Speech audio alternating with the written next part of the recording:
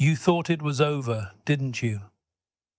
When they turned their back, when the opportunity vanished, when silence filled the space where answers should have been. You questioned your worth, your path, your prayers. But that closed door wasn't a failure. It was a divine shift, a sacred interruption. Because sometimes God doesn't answer the way you expect. Sometimes He removes what you were never meant to keep. That rejection wasn't cruelty. It was clarity, a redirection, not to punish you, but to protect you from settling for less than what was written in your purpose. The door that slammed was never your home. There are moments in life when you stand in front of a door you thought would open, for love, for acceptance, for opportunity, and instead it closes so hard it echoes through your entire soul. You gave everything, your time, your trust, your hope, and in return you were met with distance, silence, or a cold goodbye. It felt personal. It felt unfair. You looked at that closed door like it was the end of everything you had built, everything you had prayed for.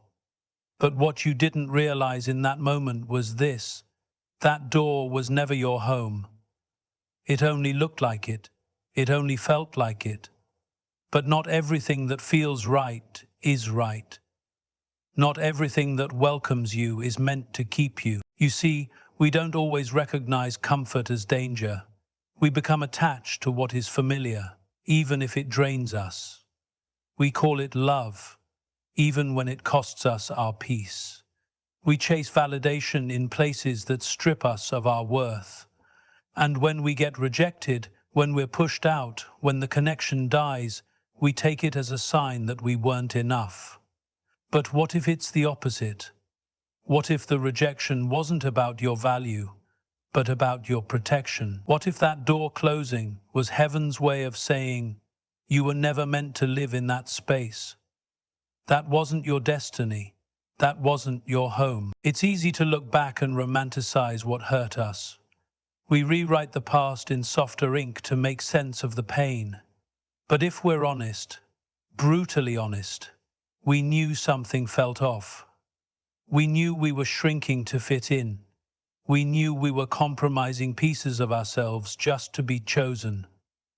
We knew the door looked right, but didn't feel right. And when it slammed, when it broke our hearts wide open, that wasn't cruelty, it was clarity, a forced awakening, a necessary disruption to pull you out of a place you never would have left on your own. And maybe that's the hardest truth to swallow, that God had to let it fall apart because you wouldn't have walked away otherwise. You were too loyal, too hopeful, too deeply invested in something that was slowly unraveling behind the scenes. So the door didn't just close, it was sealed. And all the begging, all the prayers, all the desperate attempts to hold on, they weren't ignored. They were answered differently, not with a yes, but with a gentle, devastating no. Because staying would have cost you more than leaving ever would. Because staying would have delayed the healing, the growth, the transformation waiting for you beyond that false shelter. That door, no matter how familiar it felt, no matter how many memories were made inside it, was never your true refuge. It was a waiting room, a lesson, a temporary assignment. It looked like home, but it couldn't hold the weight of who you were becoming. The silence was an answer. There are seasons in life when heaven goes quiet, when you pray with everything you've got and nothing stirs. No sign, no shift, just stillness. You ask for clarity. You plead for guidance. You cry out in the dark, hoping for a whisper, a word, anything that resembles direction. And yet, all you hear is silence, deafening, frustrating silence. It's in that stillness you start to wonder if you were forgotten, if your voice was too small to reach the ears of the divine. You question your worth. You wonder what you did wrong. You begin to confuse the quiet with rejection. But silence isn't always absence. Sometimes silence is the highest form of communication. Sometimes it's the space needed for you to hear what you've been ignoring. The noise of the world, the opinions of others, the echoes of your past, all of it can drown out the truth that's already been placed within you. So when God goes quiet, it doesn't always mean He's withholding answers. It often means He's turning down the volume so you can finally hear your own soul. The silence isn't a punishment, it's an invitation to slow down, to stop begging for external direction and start listening to the internal compass He already gave you. You were looking for a voice from the sky when the answer was already written in your restlessness. That job didn't feel right. That relationship never gave you peace. That environment drained you more than it nourished you. You didn't need a lightning bolt. You needed the courage to trust your discernment. But courage doesn't grow in noise. It grows in the silence, in the stillness, in the waiting. And that's what God was giving you. A space to grow your own voice. A moment to discover that you weren't lost. You were being taught how to lead yourself. We often think clarity comes through signs and wonders. But sometimes, clarity arrives as a closed mouth and a quiet room. Because when you're desperate for someone else to speak, you forget how powerful your own voice is. And God isn't in the business of raising people who need to be spoon-fed answers. He's in the business of shaping people who can walk through the valley with vision, even when the sky is silent. So the silence wasn't abandonment. It was alignment.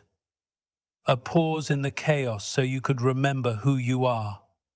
So you could sift through what you were chasing and ask yourself, is this truly mine? Or just something I was taught to want? You wanted answers. You wanted resolution. But instead, you were given stillness. And in that stillness, you were being recentered. You were being stripped of the noise, the distractions, the need for constant confirmation. Because when you learn to move, even when heaven is quiet, that's when you start walking in faith instead of fear. Delays are not denials, they're detours. There are moments when everything seems to stall. The plan slows down, the momentum fades. The vision you carried in your heart begins to blur under the weight of time. You look around and see others moving forward, doors opening for them, paths clearing before their feet. But yours feels blocked, delayed, heavy. You start to wonder if the promise was ever real, if the calling you felt was just imagination. And in that vulnerable space between hope and disappointment, you begin to whisper dangerous thoughts to yourself. Maybe I missed it. Maybe I'm not chosen. Maybe it was never meant for me. But just because something is delayed doesn't mean it's denied. Not every wait is a no. Some delays are detours, intentional reroutes placed by a hand that sees further than you do. You were ready for the destination, but the destination wasn't ready for you. The people, the place, the timing, it all matters. You can't walk into a promise if you're still carrying the weight of wounds that the next chapter cannot hold. And sometimes the delay isn't about the goal, it's about you. It's about healing the parts of you that would have sabotaged the blessing had it come too soon. There's a purpose in the pause, a refinement in the waiting. Life doesn't move on your schedule. It unfolds on sacred time. And sacred time doesn't rush just because you're impatient. You were asking for a breakthrough, but God was preparing your character. You were begging for the arrival, but the detour was preparing your endurance. Because where you're going, you can't take shortcuts. The elevation you're being prepared for requires deeper, and roots grow in silence. They grow in the unseen places, far beneath the surface, where no applause can reach. It's hard to trust the detour when your heart is tired, when your faith feels worn thin from too many almosts, too many nearlies, too many false starts. But the path you're on isn't a mistake. The delay wasn't random. It was surgical, designed to protect you from entering rooms that would have looked like blessings but carried burdens you weren't built to hold. And when you look back, you'll realize some of your greatest growth came from the waiting, not the arrival. You learned who you were when nothing was moving. You learned what still needed healing. You learned how to stand still and still believe. That's what the detour was about. Not punishment, but preparation. Not denial, but development. Life has a way of using delays to refine the very strength you'll need once the door finally opens. And when it does, you'll walk through it with more wisdom, more maturity, and more gratitude than you ever could have imagined. Because you'll know deep down that you didn't get there by chance. You were shaped for it through every step of the detour. Loss revealed what was never meant to last. There are losses that break your heart so deeply you believe you'll never recover. Relationships end. Friendships fall apart. Dreams collapse. And in the middle of that grief, your mind plays tricks on you. It tells you something valuable was stolen, that you were robbed of what could have been, that if only you had done more, held on tighter, prayed harder, it wouldn't have ended the way it did. But as time moves forward and the fog begins to lift, something remarkable happens. You begin to see the loss for what it truly was. Not a theft, but a revelation. A moment when truth ripped through illusion, and what remained was something real, raw, and unshakable. Because loss doesn't always take what was good. Sometimes it removes what you were never meant to carry. The comfort you mistook for connection. The loyalty you gave to someone who never honored it. The version of life you clung to out of fear, not freedom. Loss hurts because it strips you of your illusions. It tears away the mask you wanted to believe in, the fantasy of permanence, the hope that certain people or places would stay with you forever. But not everything you lose is a tragedy. Some losses are sacred, some are holy.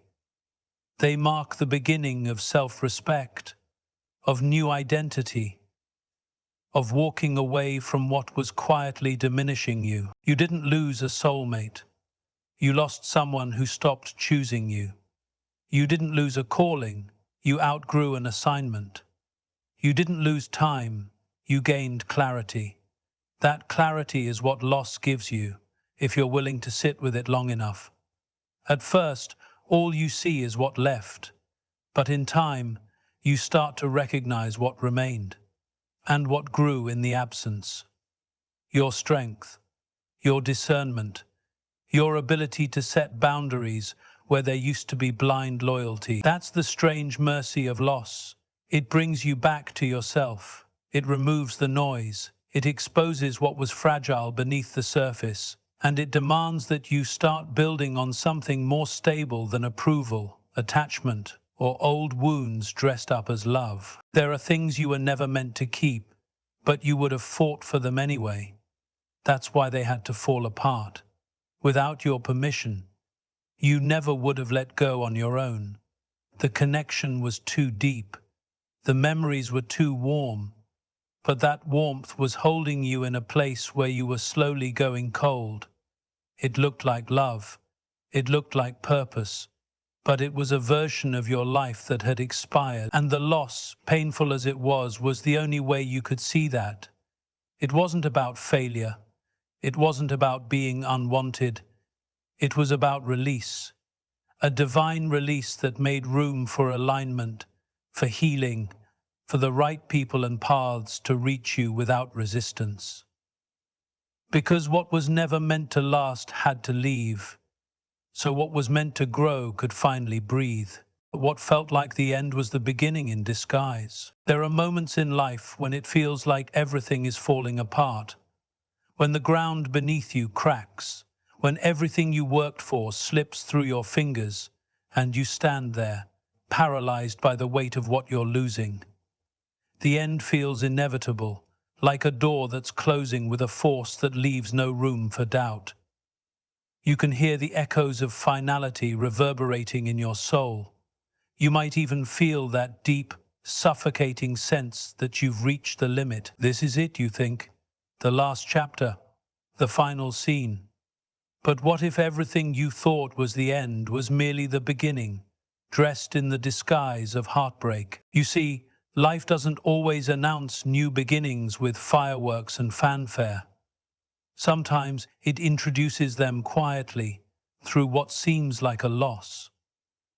That relationship that shattered, it was never your forever.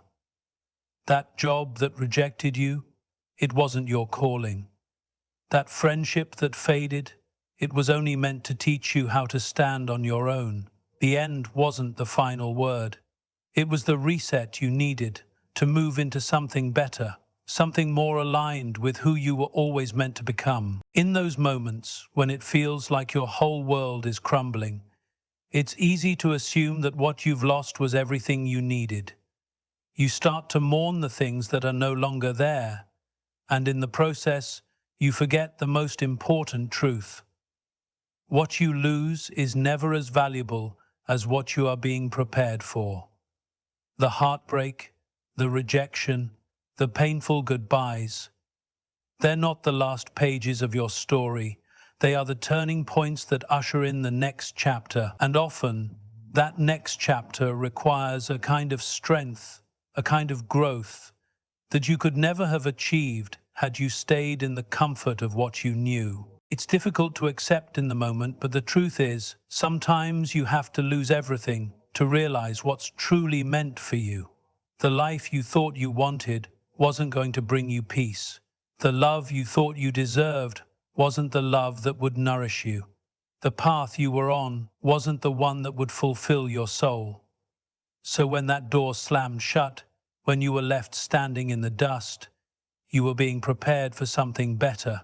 And even if it didn't make sense at the time, even if the pain felt like a heavy burden you'd never shake off, it was always leading you toward the breakthrough you couldn't yet see. What you couldn't understand in that moment of despair was that the end of that chapter was the beginning of your transformation, the beginning of your evolution, the beginning of your real story. You had to face the ashes before you could see the possibility of new life. The person you were meant to become couldn't emerge while you were still clinging to what was comfortable but unfulfilling. So, in the most painful of ways, life nudged you forward, and what seemed like an end was actually a doorway to a new beginning, one that would make sense only when you were brave enough to walk through it.